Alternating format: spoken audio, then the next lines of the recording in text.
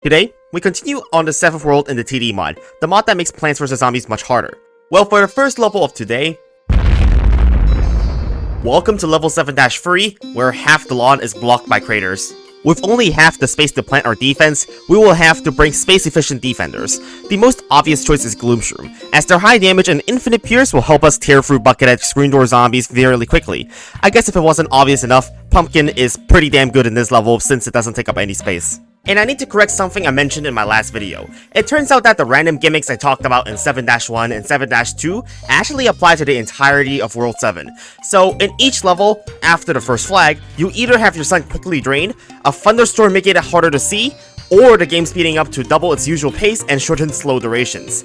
In this video, I'll be primarily focusing on the sped up version of each level since that's the easiest of the free gimmicks. But I'll be using the magic of editing to make it look like the game is running at normal speed. The reason I have to mention this now is that I was unaware of this in my first attempt of 7-3, and I got the gimmick that quickly drains our sun. You will see how detrimental this was for us, especially because we have much fewer sunflowers than usual due to space limitations. Along with us losing a bunch of sun constantly, we also have to deal with Ender Hypno Coneheads that can obliterate our Gloomshrooms if we just happen to get unlucky, which is a pretty big deal considering one unlucky moment can take out half our defense. Replanting a Gloomshroom isn't even a great solution since they cost a fortune to plant, especially in daytime. We still have a third of the level to go and we're going to be broke after replanting this Gloomshroom, so yeah, I think we've definitely lost here. If we don't have enough sun, we can always bring Twin Sunflower to produce more. But so now, it's clear that our priority isn't to replace our destroyed Gloomshrooms, but rather to protect them from the incoming threats, which is almost always more effective.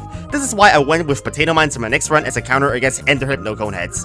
However, I had to ditch Puffshroom for it, now making it much harder to plant enough sacrificial plants against squash zombies, especially because the seizure shakes make it nearly impossible to plant reactively against multiple squash zombies at the same time if you don't have superhuman micromanagement speed. It gets progressively worse as more squash zombies come. The more squash zombies mean the longer we won't be able to see where our plants are, and the shorter time frame we have to plant another sacrificial plant in another lane.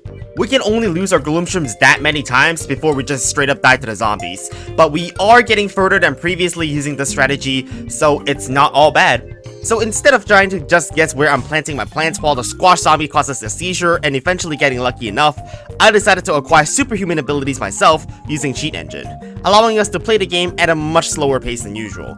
I mean, the alternative here was to pause the game every 0.2 seconds, which would be a nightmare to edit, so cut me some slack here. But even slowing the game down so I have more time to make several plays quickly isn't a foolproof way to beat the level, because we don't have infinite sacrificial plants. This mod is so ridiculous, it can spawn literally 10 squash zombies in one wave, which is impossible to deal with for obvious reasons, so I had to take an L here and lose my Gloomshrooms. But thank God, we do have a contingency plan for situations like these. While we can't place 2 new Gloomshrooms immediately, Cherry Bomb is a surefire way to buy some time until we can get our next Gloomshroom. This plan was so good they made it something you have to buy with real money in PvZ free. But you know what doesn't cost any real money? Hitting that subscribe button to support me as a content creator. We're so close to 100,000 subscribers and I can't thank you guys enough. But if you don't want to subscribe, I can't make you. But I can get into your head by making you realize you just wasted the last few minutes watching this video but couldn't be bothered to spend 2 seconds clicking a button.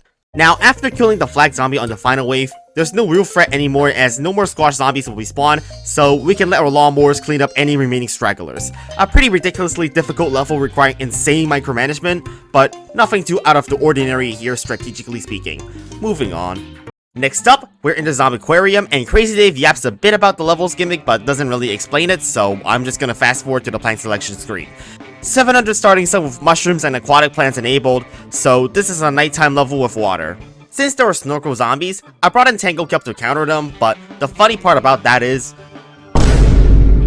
the other twist in this level is that all non-aquatic plants take passive damage every 20 seconds due to contaminated water. I think it should come as no surprise what plant we will be using since aquatic plants bypass this level's gimmick, but that's why we need so much more starting sun since all our sun producers are constantly withering away. However, this meant that offensive plants became mostly irrelevant due to their limited lifespan. With that in mind, it's best to just bring in a bunch of instant kills instead because they don't rely on long-term survival. They allow us to beat down stronger zombies like the walnut zombies quickly, while Cattails can clean up the weaklings with its global range. The real challenge comes with Gargantuars. You might expect their high hit points to be the main issue, but rather the difficulty is with the imp throw. Since cattails don't retarget fast enough, wherever an imp lands on, it's lights out for the plant on that tile. And slowly through the course of the level, the imps systematically eliminated our cattails since I legitimately just didn't have a counter against them, and we ended up not having enough damage output to deal with the rest of the zombies. The only thing we can now do is to fall back on our instant kills to hopefully stay alive. And yeah, I'll let you see whether we survived or not.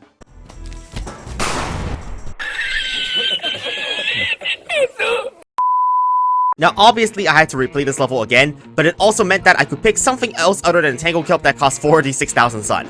Now since I couldn't go with Potato Mine as the whole board is water, I chose Gold Magnet as the hypnotized zombie it spawns isn't affected by the contaminated water gimmick, which is pretty convenient. But the best part of Gold Magnet is perhaps its extremely high damage output and immunity against Gargantuars. Just watch this hypnotized Ducky Tube zombie completely rip through this Gargantuar in 5 seconds. Pretty cool, right? Well, it gets better since the zombie stays on the board for multiple waves, making it more long-lasting, and that makes it more effective than Jalapeno.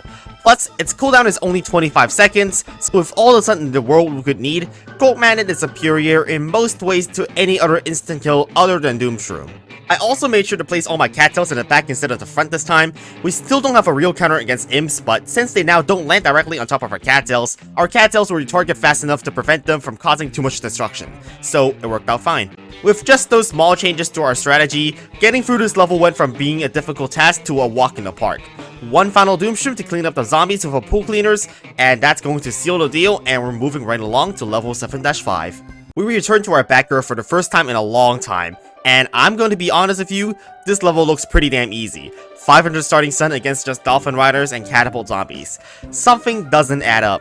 Keep in mind that every level in this world has a unique, quirky gimmick, in addition to one of the 3 random World 7 gimmicks that can appear. Though, this level's uniqueness comes into play later, so why not stock up on a bunch of Ice Shrooms and Doom Shrooms while we're waiting for action? So, what's the deal here? Well, a warning message pops up, unlike any level previously, telling us that a huge wave of Dolphin Riders are incoming. What is a huge wave of Dolphin Riders, you ask?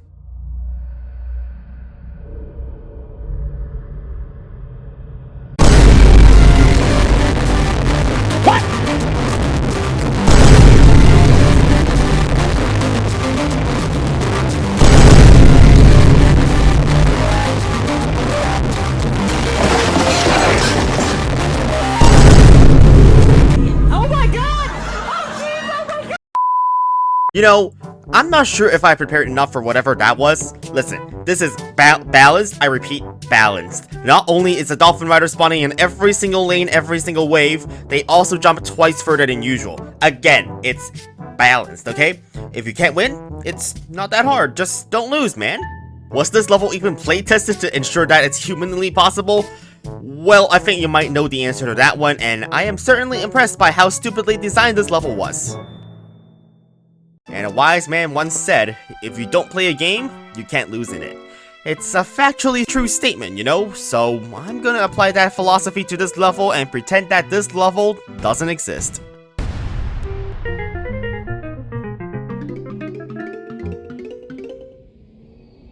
So, level 7-6 is different, as you can see. An iZombie level with a lot of illegal plant positions, including Gloomshrooms on the 6th lane, a Starfruit on the 10th column, Cactus on the 0th column, and not a whole lot of sun to work with, especially because there are no sunflowers near the front. Now, this level looks like a massive yikes at first, but just wait for it. iZombie. Wait. Wait, the sunflowers generate us sun? Wait, it's a glitch! So, unfortunately, or fortunately, depending on how you view this, sunflowers generate sun passively in this level. I mean, that's unintended, but not much we can do about it, so I suppose this level is a free win since we just need to wait for our sun to be generated to place down any zombies we need to beat the level. Next level. Level 7-7. Now, this level is truly one of the levels of all time. 30,000 sun to start with, so I'll let you guess what this signifies. But if you don't understand why we need this much sun to work with, that's because this is a 4 flag level. We're going to need the most robust defense ever if we want to survive for that long. There are also a lot more graves than usual for some reason. I guess that's part of this level. However, the real twist in this level comes after a while. Limited to once every interval between flags to happen at a random time, a wave of Zombonis and catapult zombie spawns in every single lane. As I was unaware of this gimmick initially, this attempt went south incredibly quickly without much preparation against these vehicles, with Zombonis crushing 3 lanes of plants at once. Letting just 2 of them through our defense was a death sentence. Now, if you see where I'm going with this, I think Spike Rock is a great idea for this level. It kills all the Zombonis and catapult zombies instantly, and I suppose we can finally see what it does in this mod because we have the sun to plant it. But if you were expecting a lot from it, this has to be the biggest upset in this entire mod, since it's the exact same as in vanilla. It just costs us a crap ton of sun to make sure we can't cheese out Zomboni levels. That's not even the most frustrating part of this run. What bothered me the most was not being able to see which of the 3 random World 7 gimmicks we will get in this level, so I was underprepared for my sun to get drained. Turns out spending about 26,000 sun on Spike Rocks meant we can still run off sun pretty quickly. The final nail in the coffin was how the flag zombie on the second flag somehow survived the cherry bomb. For some reason in this level, flag zombies in later waves have more health, and I was also underprepared for that, so I lost a Spike Rock and I pretty much gave up after that happened. However, if you were paying very close attention, you'd have seen that Bungee zombies can target our Spike Rocks. And if you are paying even more attention, Bungee zombies now have variants in World 7. As you can see, this is an enraged Bungee zombie since it's tinted in red. So before I decided to do another run, I decided to conduct some research on what this new Bungee zombie does.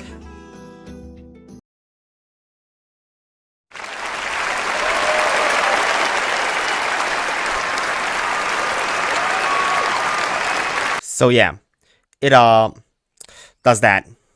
I'm pretty certain we do not want to bring in any plants that could be at risk against Bungee Zombie because of, well, that. So I'm going to fit in as much damage as possible under our umbrella leaves and dish some flowers in favor of a fully fleshed out Gatling P torch with defense, which is the most space efficient in this mod. And turns out if you don't spend 26,000 sun on Spike Weeds and Spike Rocks, you won't run out of sun. But even by using Gatling P Torchwoods without leaving any extra space for sunflowers, and also using a Doomshroom on Zombonis, our army still could not take down most of the Zombonis before some of them crushed our Torchwoods.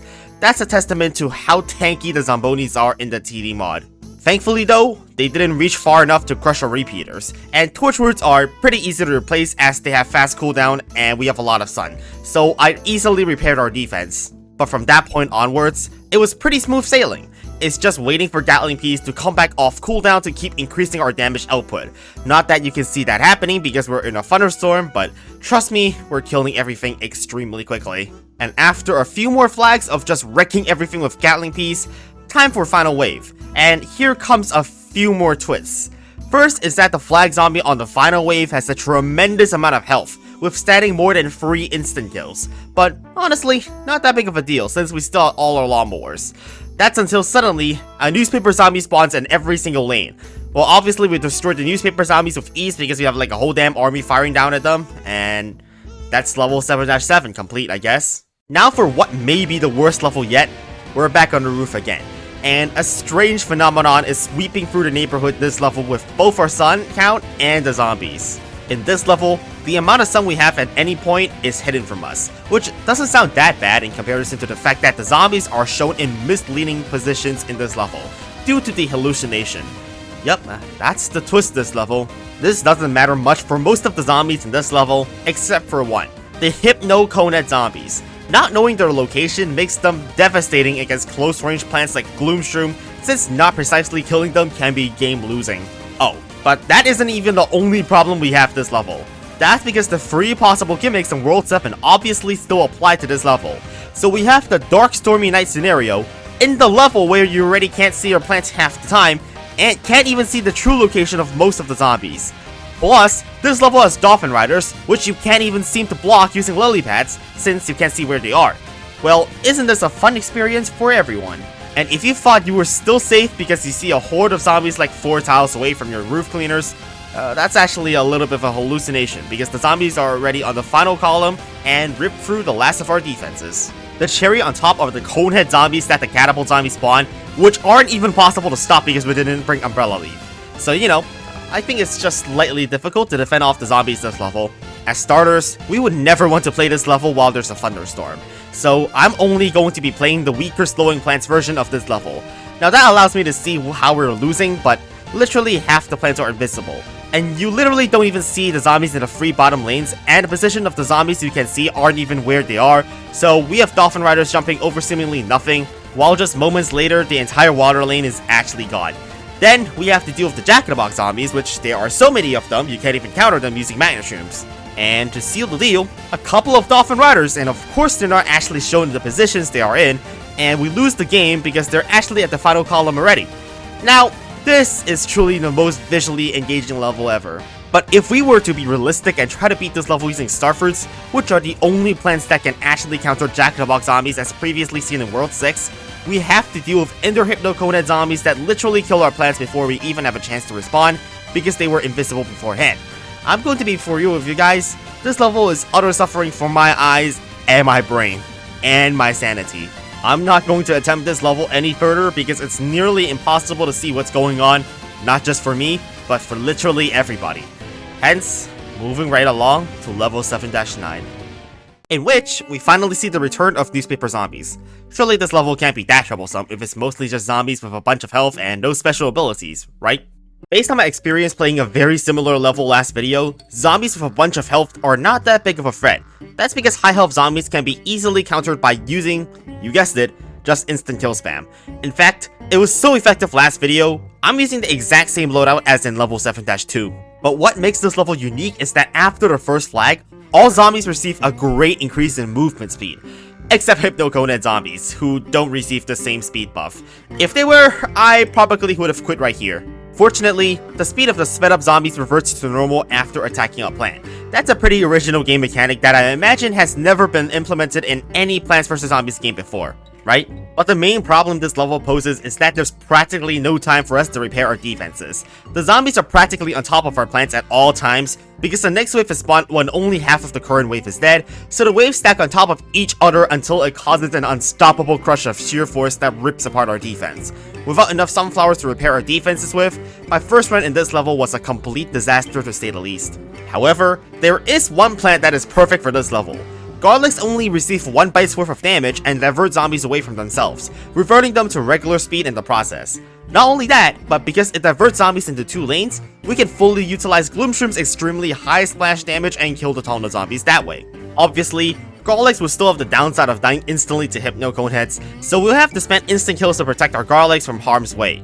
Ironically, that's not even their biggest weakness, as the sheer amount of zombies in the TD mod can disintegrate our Garlics in just a few waves, leading to some not so pleasant situations. This is why I also had to use Walnut since Garlic won't recharge fast enough and we won't always have more instant kills. But even that is not enough to cover our asses here. Since we're actually killing the zombies so quickly, it takes just a few seconds for each wave to get sent. It's not necessarily better to kill everything as quickly as possible, since any remaining high health zombies can easily overwhelm our defense. We also end up having fewer instant kills per wave, and it becomes much harder to protect our lawnmowers, which you'll see why that's important later on, as I lose this lawnmower to an Ender Conehead, but I had no answer to it. There are even more problems come to second flag, as I had to push my defense back a column because of my bad mid-game. Newspaper zombies actually move so fast that when they switch lanes, they can charge right into the backmost column and skip over all our walnuts. That wouldn't have happened if our garlic was on the 8th column, so we gotta be really careful now. Things are looking really bad with all the Tallnut zombies in every single lane pressuring our defense, but somehow we're holding on. Eventually, the zombies overwhelmed all our garlics and it was impossible to stop them now. Well, that would be the case if lawnmowers didn't exist. Somehow this little machine can kill any zombie it touches, no matter how many they are, so we can clean up any of the stragglers our Gloomshrooms couldn't kill and proceed to the final wave. And thanks to lawnmowers disabling any new zombies from spawning into the top or bottom lanes, it meant I could beat everything in the final wave using just a cherry bomb, saved once again by video game logic. An unexpectedly tough level has been beaten on our second try using some perfectly balanced exploits, and it's time for the last level of World 7. We return to where it all began, our front yard. A singular motionless Giga Gargantuar awaits us on the plant selection screen, and this is our final obstacle. The final level of World 7. Everything we've been through and all the bullshit we've gone up against, this is the finale. To beat this level, as the game says, is to simply kill the boss, the Giga Gargantuar that is sitting at the backmost column which keeps changing the lane it's in. Initially, it looks pretty harmless, but it has plenty of abilities up its sleeve. In fact, it's already using its first ability, spawning triple stack gravestones all over the lawn to block us from planting. That makes Gravebuster one of the must-run plants here. Now I guess I should mention how much health it has since we have to kill it to win. According to the Almanac, this thing has 150,000 HP, which is almost as much as 4 Zombots combined. Well, the alternative is to beat the entire level without killing the boss, which is probably not happening. Since the boss is actually just a Giga Gargantuar with a bunch of special abilities and a load of health, that means it still smashes anything in front of it, so planting on the 8th column is a pretty bad idea. But that is barely even a concern compared to the other abilities it has. Its second ability summons a large group of fungi zombies, which is basically impossible to counter unless we run Umbrella Leaf, so that narrows down the options we have for this level even more. The gravestone spawning also gets more extreme as time goes on. Even as far as spawning graves on the first column, the boss can essentially remove anything we've put on the lawn at will, making it difficult to effectively utilize upgrade plants with long cooldowns since we can't easily replace them. However, what if I told you that the abilities only got worse from here on out? The gravestone spawning is peanuts compared to the PvZ2 Zomboss charge, casually destroying 2 lanes of plants at once, but we can't use plant food and we also don't have a conveyor belt. Now, that's pretty fair and balanced, don't you think so? But of course, it doesn't just have abilities to destroy our plants or summon zombies. It can also send a message to us and tell us to use an explosive plant to prevent the boss from healing up. Well, it would be nice to know that was a thing before wasting my cherry bomb earlier, because now the boss has healed up by 6,000 HP.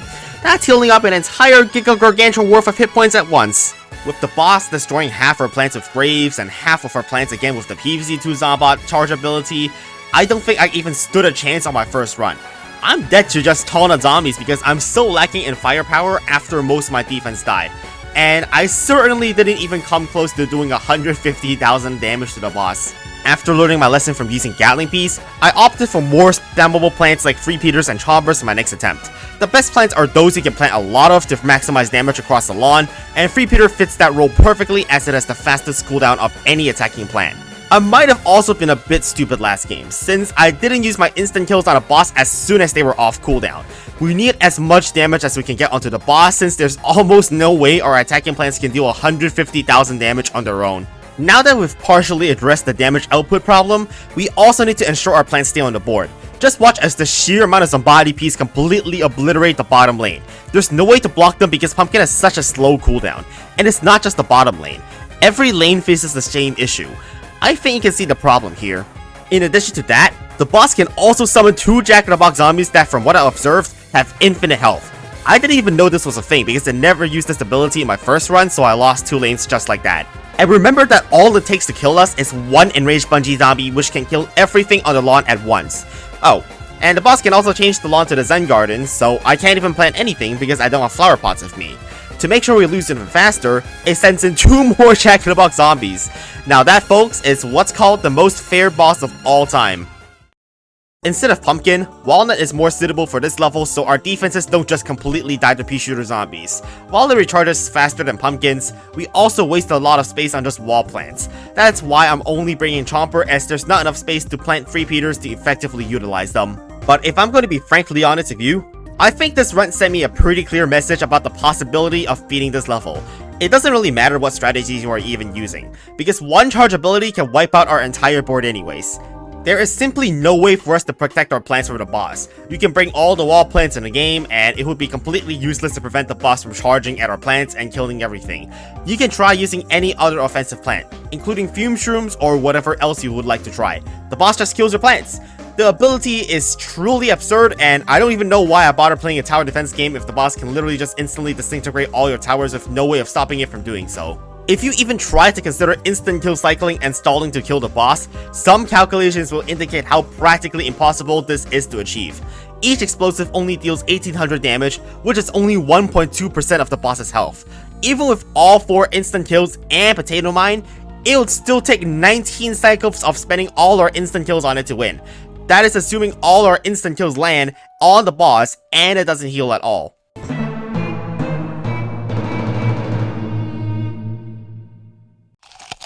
No!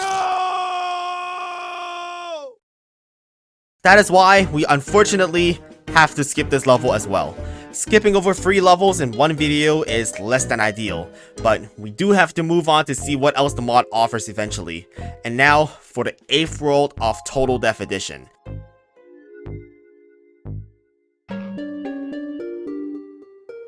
Buddy, those zombies are still relentlessly attacking. They have further strengthened their attack. After this level, zombies will begin attacking on the Blood Moon roof. And alright, that was all he had to say. Let's see what this level is. Hey yo, what the Welcome to World 8, or rather, Level 1-1. Technically, I lied. There is no World 8. The last 3 worlds in this mod typically refer to the first 30 levels of the second adventure, which have all been changed. The first thing to note is that every basic zombie from this point onwards has 345 health, which is about 50% more than what they had in vanilla. But the true reason why the modder didn't just add 3 more worlds and instead change the first 30 levels of Adventure 2 is to allow us to finally unlock Wintermelon, Cob Cannon, and Imitator from the shop. The next 30 levels were designed with these plants in mind, so they will be even more challenging than whatever the hell we've already been going through.